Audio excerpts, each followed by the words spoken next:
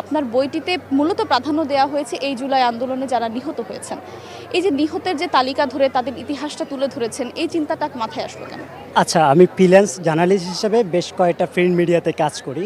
তো প্রিন্ট মিডিয়াতে কাজ করতে গিয়ে আমি অগস্টের মাঝামাঝি সময় থেকে যারা আন্দোলনের শহীদ হয়েছে তাদের পরিবারকে রিচ আউট করতে থাকি, যে তাদেরকে নিউজ করার জন্য, যে তারা আসলে আন্দোলনের সাথে কিভাবে সম্পৃক্ত হলো এবং কিভাবে মারা গেল, বা মারা যাওয়ার আগের সময়গুলোতে পরিবারের সাথে তাদের কী ধরনের কথাবার্তা হয়েছে, এই ব্যাপারগুলো জানার জন্য। তখন আমি প্রায় 65টা পরিবারকে রিচ আউট করে এবং তাদের বাবা মা ভাই বোন বা বন্ধুবান্ধবদেরকে আমি মৌখিক জবানবন্দি নিই। সেখান থেকে পরবর্তীতে আমি বই লেখার কাজ করি।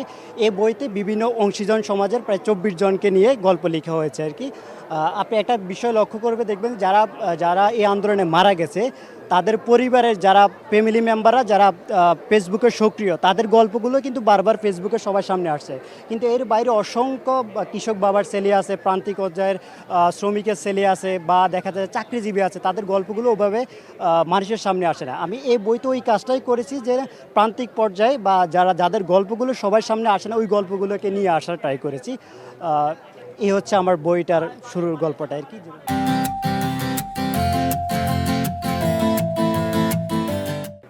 আপনার বইয়ের এমন একজন নিহতের কথা জানতে চাই, যেই কথাটা মানে যেই গল্পটা আপনি লিখতে গিয়ে নিজেও মর্মাহত হয়েছেন। আচ্ছা, এইখানে প্রত্যেকটা গল্পই মর্মাহতর। আমি একটা গল্প বলি, যেহেতু বলছেন। জাহিদ নামে একটা ছেলে আছে, মালিবাগের দিকে, সে আন্দোলন করতো, সে ফুল বিক্রেতা।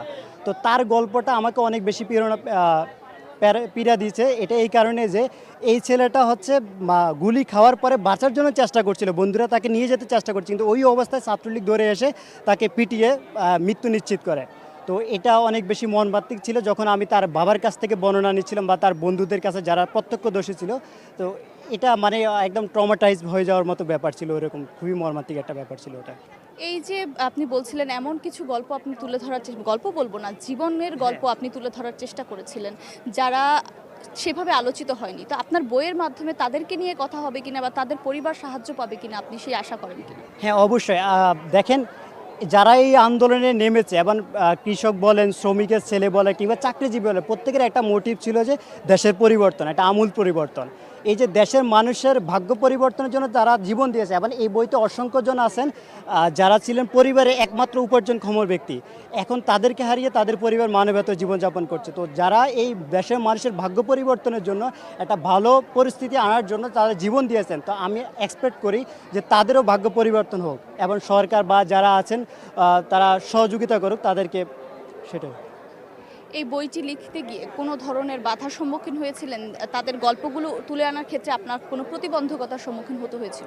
প্রতিবন্ধকতা বলতে কি, ধরেন শুরুর দিকে এমন কিছু ঘটনা ছিল যেগুলো হয়তো কি যারা ভুল তথ্য দিয়েছে, যেমন বেশ কয়েকটা তথ্য এরকম পাইছি, যেহেতু সাংবাদিক হিসেবে আমি তাদেরকে রিচ করছিলাম, তারা অনেকে হয়তো প্রথম দিকে কথা বলতে চায় নাই, বা এরপরে হচ্ছে কিছু কিছু মানুষ হয়তো তাদের পরিবারে কেউ না, বিভিন্ন হয়তো সুযোগ সুবিধা নেওয়ার জন্য বা তারা ভুল তথ্য দিচ্ছিল, কিন্তু সেই জায়গাগুলো থেকে হয়তো আমি চেষ্টা করেছি বারবার ক্রস চেক করে ভেরিফাই করতে, এমন কোনো তথ্য বা গল্প যাতে না আসে যে আসলেই ঘটনার সত্য নয়।